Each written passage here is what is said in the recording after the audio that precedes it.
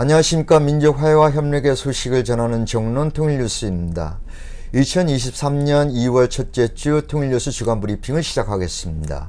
저는 진행을 맡은 최희준입니다. 정부 각 부처를 출입하는 기자들과 함께 한 주간의 주요 이슈들을 정리해 보겠습니다.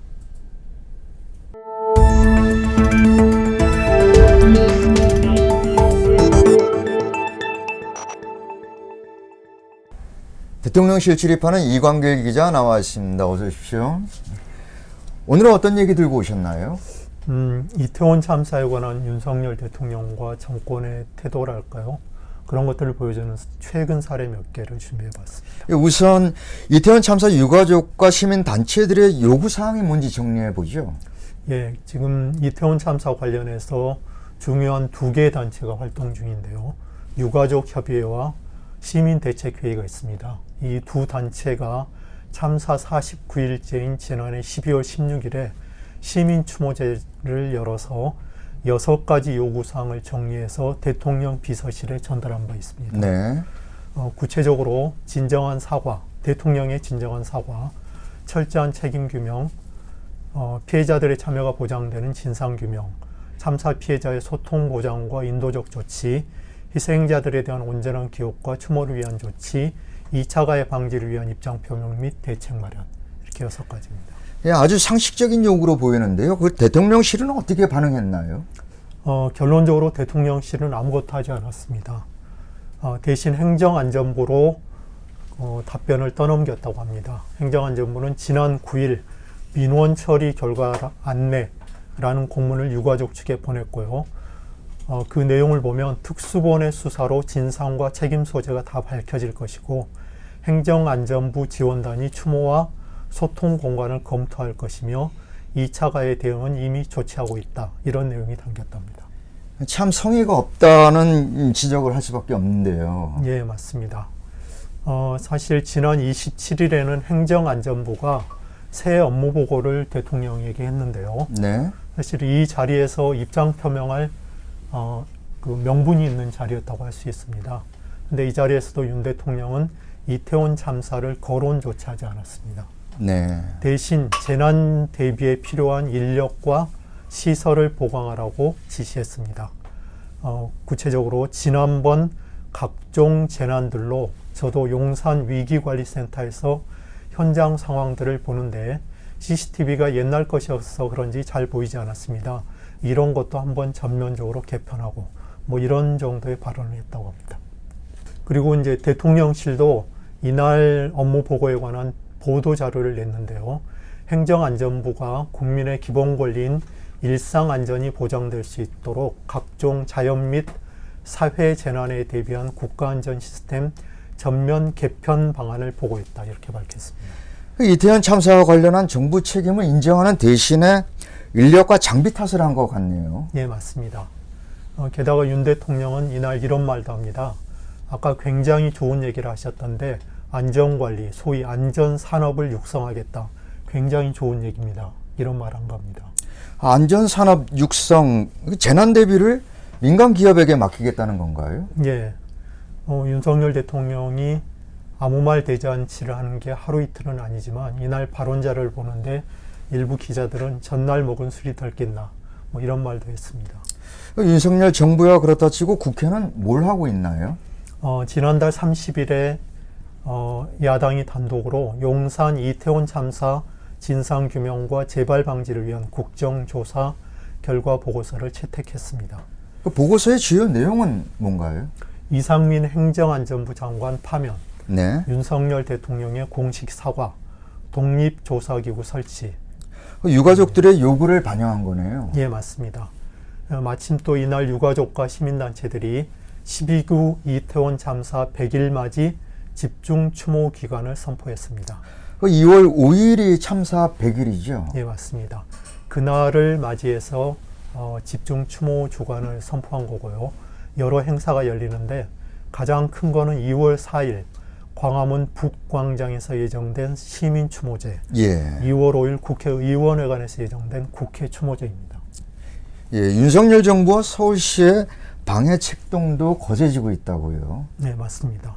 유가족과 시민단체가 지난달 31일 그러니까 녹화일 기준으로 그제죠. 네. 그제 이태원 녹사평 분향소에서 159배를 하고 용산 대통령실로 이동해서 1인 시위를 하려고 했는데요. 경찰이 아주 꼼꼼하게 회방을 놨다고 합니다. 이동 경로를 제한하고 피켓을 넘기는 것도 막았다고 하고요. 1인 시위를 끝나고 분향소로 돌아갈 때도 경로를 제한해서 밀착 감시했다네요. 그리고 서울시는 유가족 측에 오는 4일로 예정된 광화문 북광장에서의 시민 추모제 장소 사용을 불허했습니다. 그렇게 막는다고 해서 될 일이 아닐 텐데 민심을 거스르는 권력의 우매함은 예나 지금이나 변함이 없는 것 같습니다. 오늘은 여기까지 듣겠습니다. 수고하셨습니다. 대통령실 출입하는 이광길 기자였습니다.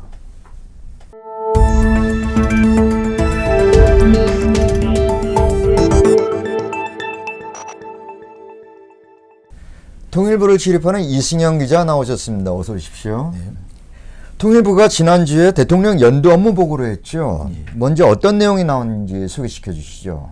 예, 지난 1월 27일이었습니다. 통일부는 올해 업무 방향을 두 가지로 정했는데요. 올바른 남북관계 구현, 그리고 통일 미래 준비, 이 두 가지 업무 방향의 7대 핵심 추진 과제를 제시했습니다. 네.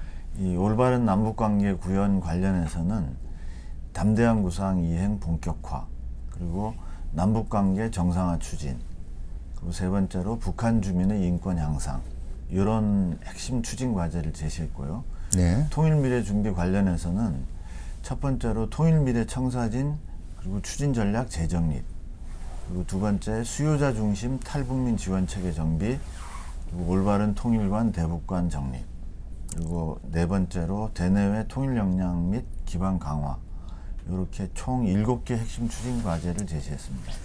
여러 가지 내용이 있습니다만은 핵심적인 내용을 정리한다면 통일부는 올해 뭘 하겠다는 건가요?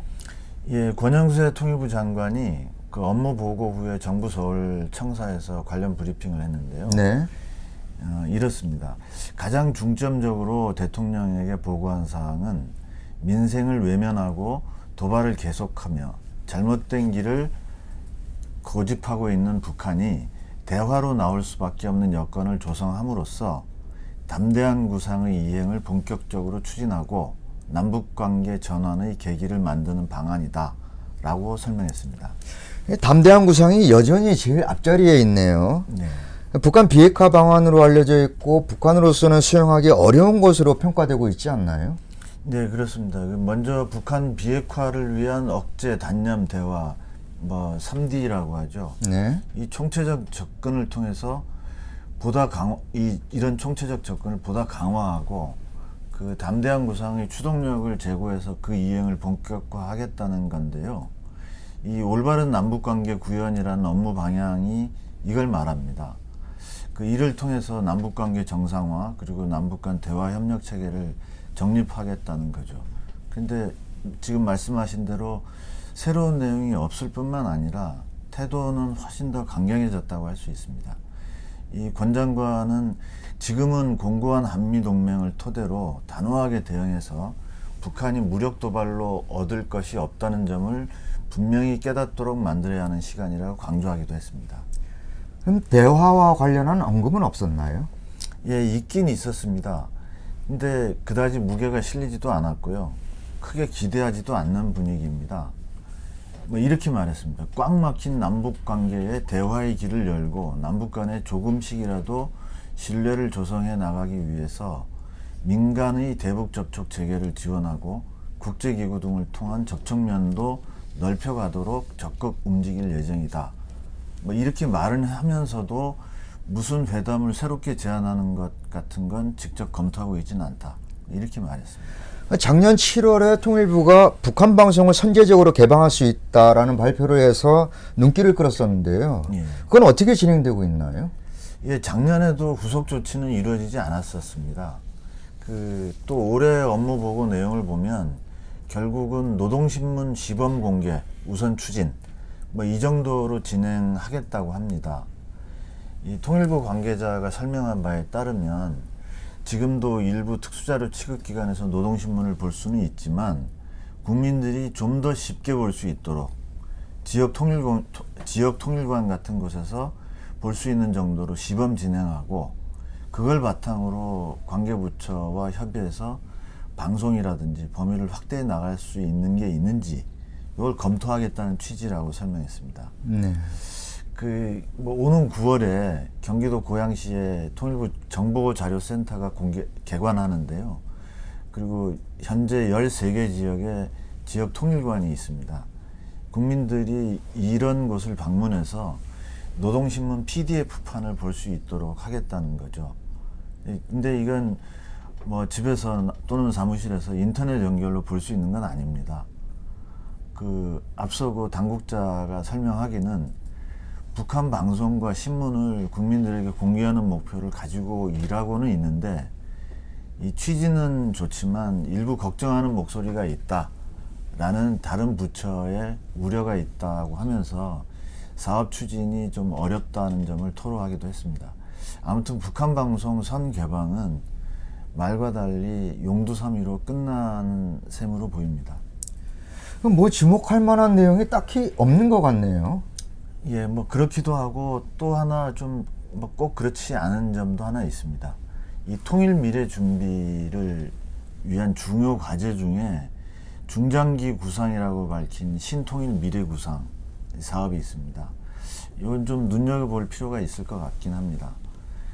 이 신통일 미래 구상이라는 것은 이 북핵 문제 해결에 주안점을 둔 담대한 구상, 그리고 장기적 통일 방안인 민족 공동체 통일 방안 업데이트, 요것과는 좀 상이한 내용인데요. 네. 이 선도적으로 통일 미래 준비를 위한 중장기 남북 관계 및 국제 협력 구상이라고 설명하고 있습니다. 이 올해 상반기 중에 장관 직속으로 통일 미래기획위원회를 만들고 10명 안팎의 전문가를 자문기능으로 위촉하겠다고 했습니다. 이 박근혜 정부 당시에 만들어졌었던 통일준비위원회하고 비슷하긴 한데요. 네. 그때는 대통령이 위원장을 맡았고 정부와 민간에서 부위원장을 각각 위촉했었습니다. 이번에는 장관 직속 기구로 했다는 게 다른 점입니다. 이 작년 말에 통일부 내에 통일미래전략기획단을 신설하기도 했습니다. 이런 구상을 하게 된 배경은 이런 것 같습니다. 이 국제관계도 급변하고 있고 국민들의 통일의식도 점차 낮아지고 있는데, 이런 데 대한 고민도 있지만 무엇보다도 북한의 핵 보유라는 현실적 상황에 대한 고민이 깊어지고 있는 것 같습니다. 이런 상황을 반영해서 이 통일 정책이나 국제 협력에 대한 것을 정리해야 될 필요가 있다라고 생각하는 것 같습니다. 그래서 어떤 결과물을 내놓을지 주목해 볼 필요가 있을 것 같습니다. 네. 통일부 뉴스는 여기까지 듣겠습니다. 네, 수고하셨습니다. 네.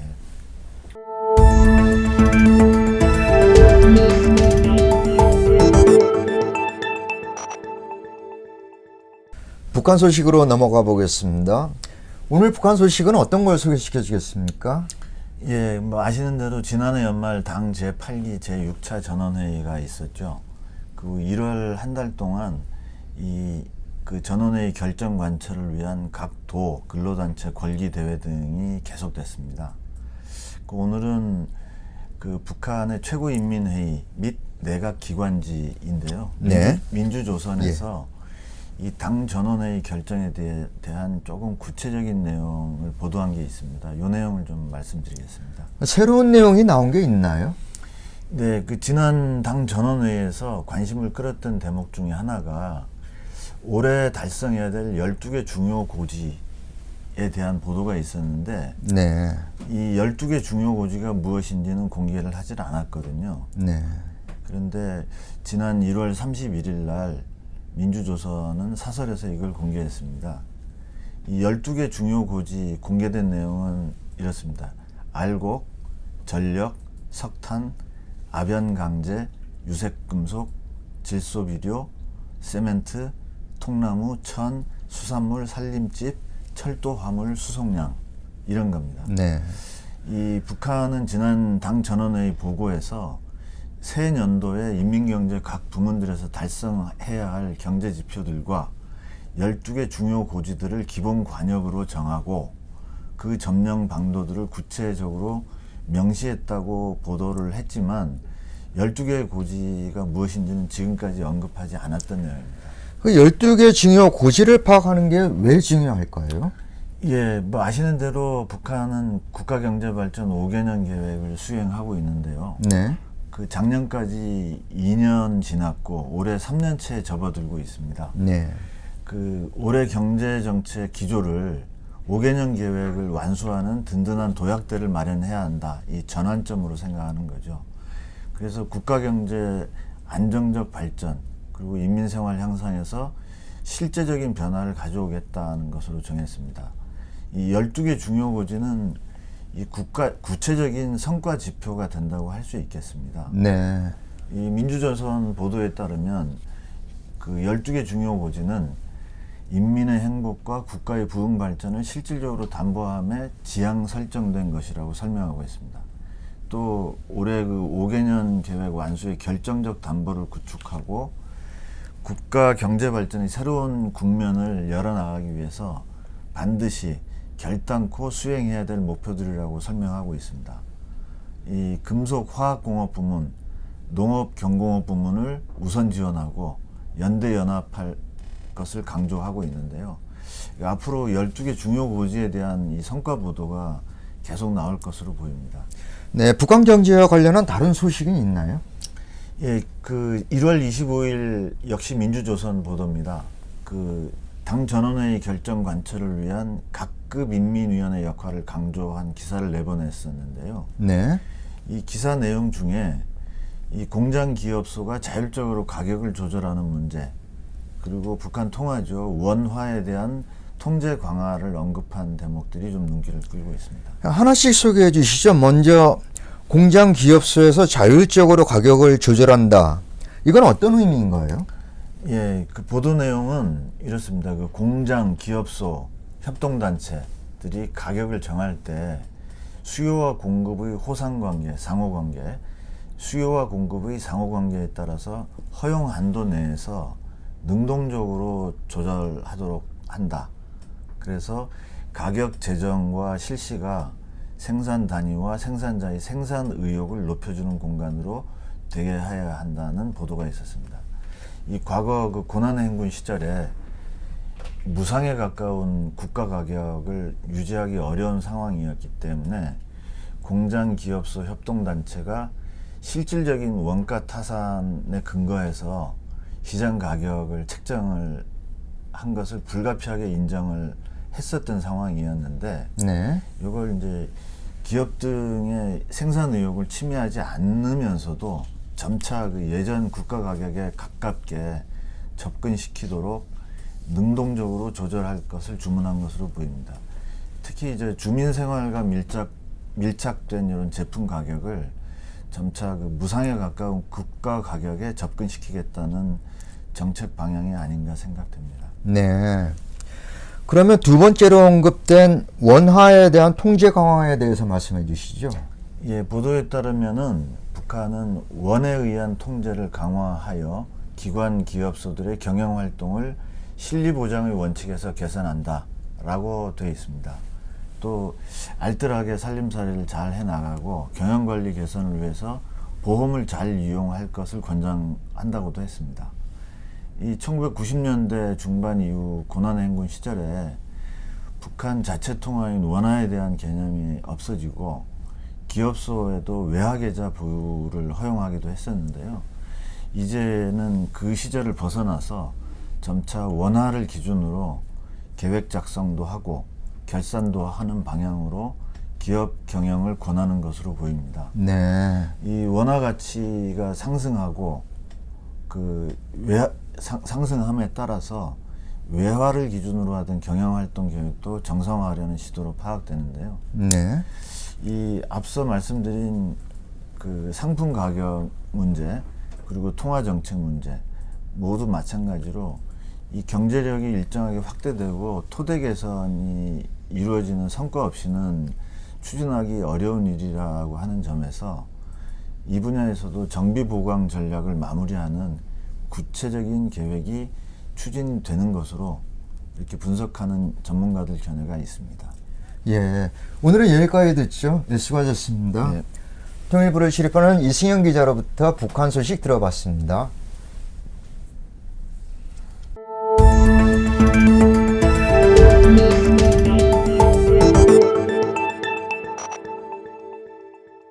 외교부로 가보겠습니다. 외교부 출입하는 김치강 기자 나와 있습니다. 안녕하십니까? 안녕하십니까? 그 외교부의 주요 현안은 뭔가요? 아무래도 이제 강제동원 해법을 둘러싼 한일 간의 협상입니다. 지난달 30일 한일 국장급 협의가 우리 외교부 청사에서 열렸습니다. 그 협의에서 합의문이 나오거나 하지는 않았죠? 그렇습니다.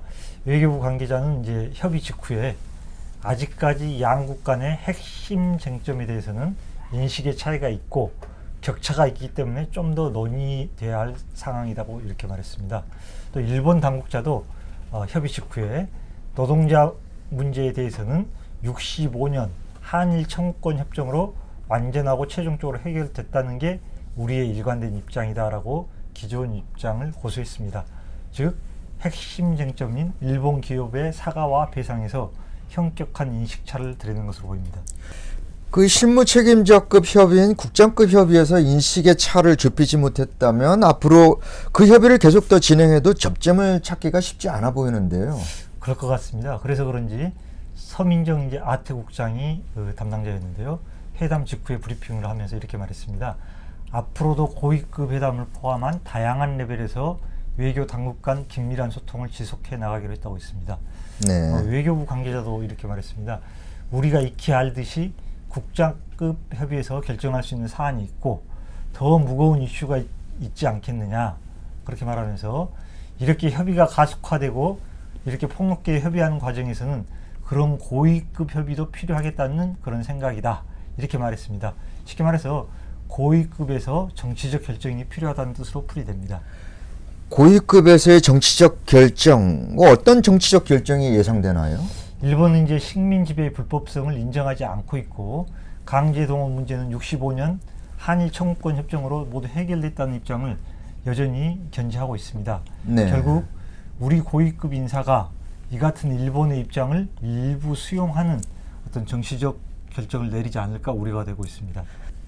그 피해 당사자는 물론 국민 대다수도 거부하고 있는 그런 굴욕적인 해법을 정치적 결정으로 내놓는다는 게 잘 이해가 되지 않는데요. 네, 상식적으로 이해하기가 좀 어렵습니다. 지난달 28일 한일 국장급 협의 일정이 발표되자마자 한일 역사정의 평화행동은 외교부 앞에서 항의 행동을 갖고 외교부를 일본 이익을 대변하는 외교부라고 비판했습니다. 그 일본을 낮추어 부르는 외국이라고 할 때 외자를 써서 외교부라고 불렀군요. 그렇습니다. 뿐만 아니라 윤석열 대통령이 일본 대통령이냐 박진 외교장관이 일본 외무성 장관이냐 이렇게 반문하기도 했고요. 이게 대한민국의 외교부냐 아니면 일본 외무성 한국 지부냐 이런 비판도 나왔습니다. 그 외교부는 뭐라고 설명하고 있습니까? 국장급 협의 직후에 외교부 관계자가 말하기를 전체적인 그림을 보아야 할 것 같다 이렇게 말했습니다. 아마도 이제 이 전체적인 그림이라는 것은 미국이 강력하게 요구하고 있는 한미일 삼각 협력 구도, 즉 한일 관계 개선이라는 이런 숙제를 의식하고 있는 것 같습니다. 한미일이 힘을 모아서 중국과 북한 등에 맞서야 한다는 미국이 주도하고 일본이 반기고 있는 큰 그림을 윤석열 정부가 따라가고 있는 것으로 보입니다. 그런 굴욕적인 협상을 미국이나 일본이 원한다고 우리 정부가 할까요? 윤석열 정부 스스로도 이제 문재인 정부에서 풀지 못했던 한일 관계 개선이라는 숙제를 풀어서 외교적 성과를 과시하고 싶어하는 것 같습니다.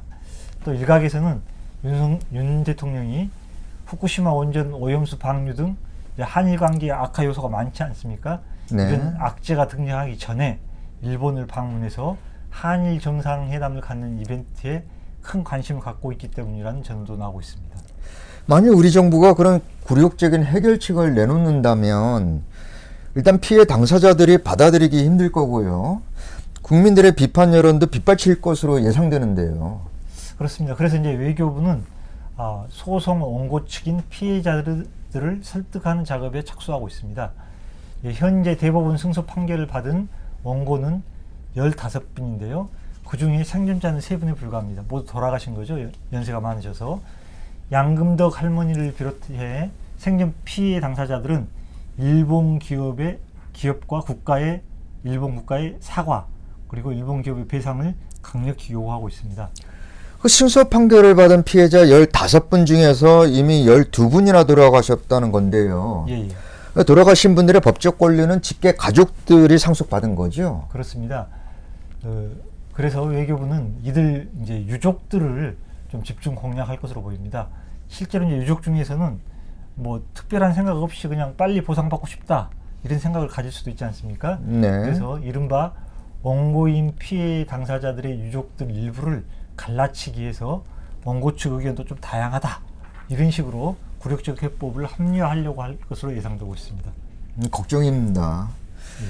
그런데 이런 와중에서도 일본은 독도 영유권을 주장해서 말썽을 일으켰죠. 그렇습니다. 하야시 요시마사 일본 외무상이 지난달 23일 정기국회 외교연설에서 독도에 대해서 역사적 사실에 비춰 일본 고유 영토라고 역시 주장했습니다.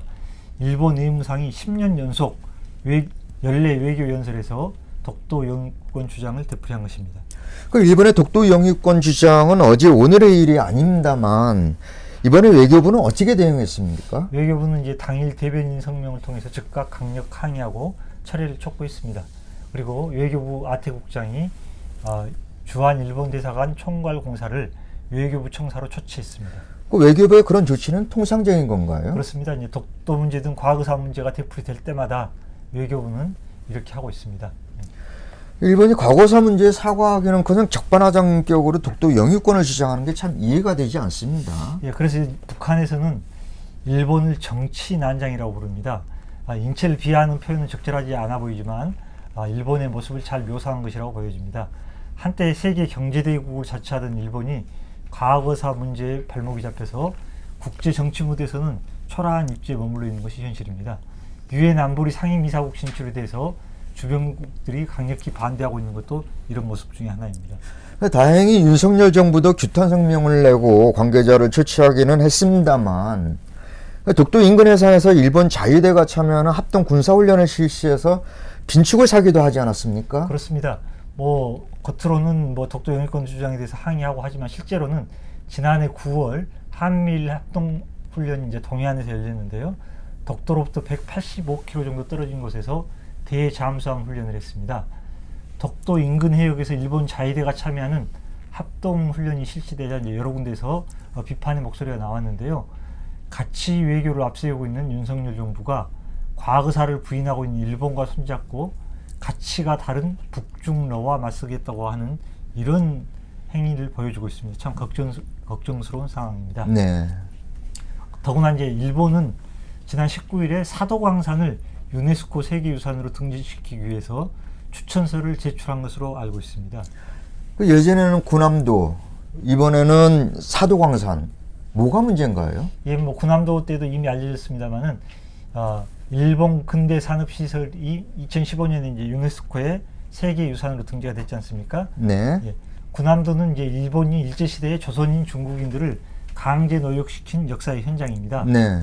주변국에서 그래서 항의하고 비판하자 일본 정부가 뭐라고 했냐면 유네스코에 강제 노역 사실을 알릴 수 있도록 이렇게 하겠다라고 후속 조치를 약속했습니다.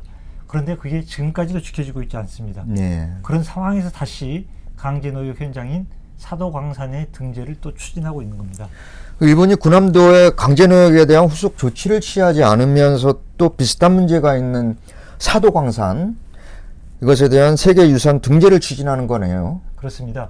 구남도 관련 후속 조치를 취하지 않을 경우 사도광산은 아예 세계유산 등재 자체를 못하도록 이제 외교적 노력을 우리가 기울여야 할 때입니다. 과연 윤석열 정부가 이 같은 일에 진정성 있게 대처해 나가야 하는 건지 지켜봐야 될 것 같습니다. 일본의 행태도 우려스럽게 짝이 없는데 우리 정부 대응까지도 지켜봐야 하니 더 한심한 상황입니다. 김 기자, 다른 전해줄 소식이 있습니까? 예, 박진 외교장관이 1일부터 4일 미국 뉴욕과 워싱턴을 방문하고 있습니다. 그래서 13일에 한미 외교장관 회담을 가질 예정입니다. 특히 블링컨 국무장관이 회담 직후인 5일, 6일 중국을 방문할 예정에서 주목됩니다. 그렇다면 박진 장관이 블링컨 미 국무장관을 통해서 중국 측에 어떤 메시지를 전달하게 될까요? 아직은 정확하게 알 수 없지만 한중 관계나 북중 관계 등에 대해서 우리의 정부의 입장을 중국 측에 간접 전달할 것으로 보입니다. 현재까지 윤석열 정부의 정책 기조로 보아서는 아마도 중국도 대북과 압박책에 동참해 북한의 비핵화를 추진하자, 뭐 이런 식의 내용이지 않을까 관측은 해볼 수 있겠습니다. 아직 한미 외교장관 회담 결과가 나오지 않아서 지켜봐야 하겠군요. 그렇습니다. 외교부 소식 잘 들었습니다. 수고하셨습니다. 수고하셨습니다. 지금까지 외교부를 출입하는 김치관 기자로부터 외교부 소식 들어봤습니다. 통일뉴스 주간 브리핑 여기서 모두 마치겠습니다. 시청해 주셔서 대단히 감사합니다. 다음 시간에 다시 뵙겠습니다.